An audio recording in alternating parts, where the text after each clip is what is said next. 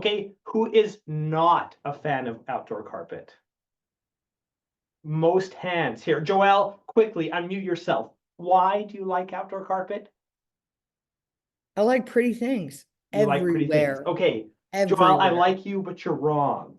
I don't know, outdoor carpet. My grandmother used to have in her backyard or in her back porch this that that green, bright green outdoor carpet. It just holds dirt and it's miserable. I hated when my dad made me clean her outdoor carpet. It was awful. Anyways, until recently, I was the proud owner of some black outdoor carpet. It was on my front porch, kind of over the top and wrapped around the sides of my new to me house here in Dallas, Oregon. However, I wanted to get rid of it. It looked ugly, so I was gonna just rip that outdoor carpet off and refinish the wood planking underneath. Snaz the front up. It was gonna be what I would call an easy task. So imagine with me the horror as I pulled off that carpet and discovered what was hidden underneath. Rotten wood under an 8x8 structural load bearing post. And under that, some disintegrating, failing concrete foundation.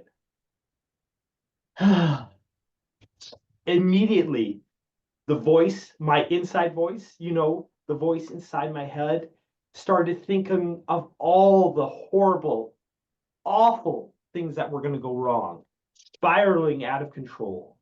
My house was going to fall over at any moment. I would have to live in a tent by the bridge. The Calgary Flames would make the playoffs and not the Edmonton Oilers. The horror! It was like doom scrolling without a phone in my mind. After discovering the problem, I wanted to consider making the repairs myself. Why? First off, and most importantly, I'm cheap and I try to do home repairs myself if I can. Usually I'm not too bad at them. But second, I mean, this is not Alberta. There are no basements here in Oregon. There's no 4-foot frost lines we have to deal with. This house that I live in was built in 1890, originally on wood piers that had been replaced in the 1940s with this concrete stem wall foundation.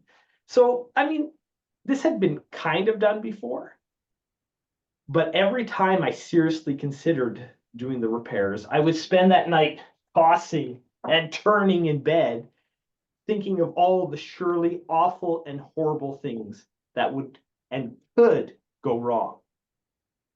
Now, my friends and fellow Toastmasters, you may not have ever dealt with the challenge of a old home foundation, but I know you have challenges. And I suspect your inside voice may be somewhat like mine. And when things go wrong, it says, it's abysmal. You're not cut out for this. You will fail. And I wanted to ask, how can we change this unpleasant voice in my head? Daniel Lindgren at a TEDx event in Sweden proposed that changing the inside voice can be really hard. So he suggested maybe we should change our relationship with our inside voice, trying to break that link between the emotion and an emotional response. My inside voice, that emotion, was focusing on the dark abyss of the unknown.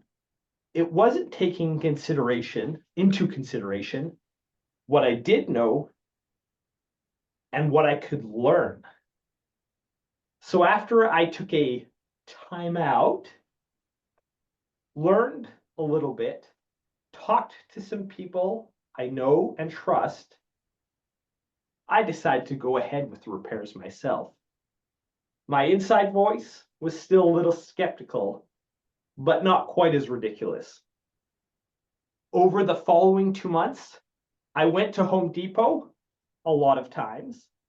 I made a huge mess in my front yard. I cleaned the mess. I made some mistakes. I fixed some mistakes. And now I'm almost done. And it turned out pretty good. With each passing week and successful step done, my inside voice stopped being so hysterical and actually kind of helpful. It helped me critically review and think about the next step I needed to do, what I need to acquire, and what I needed to learn.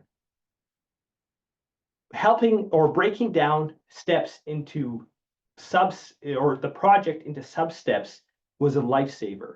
That way my inside voice could process just a little bit at a time. Eventually, it became a real ally. I would be looking at my subtasks and it would think, hey, an oscillating saw would help you with that task.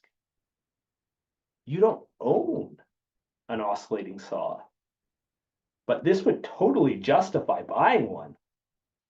I like that kind of inside voice. As I near the end of this project, I am reminded that my inside voice is a good thing. When I sense danger or my spidey senses tell me something is wrong, it's important to listen to my inside voice quickly. Dana's taught us about that several times. Our inside voice is great at keeping us safe. However, as a general rule, when outdoor carpet is involved, your spidey senses might be wrong. It's better to approach things methodically, slowly, and engaging, the whole prefrontal cortex things. Because sometimes, my friends, it's better that you don't listen to your inside voice. Madam Toastmaster.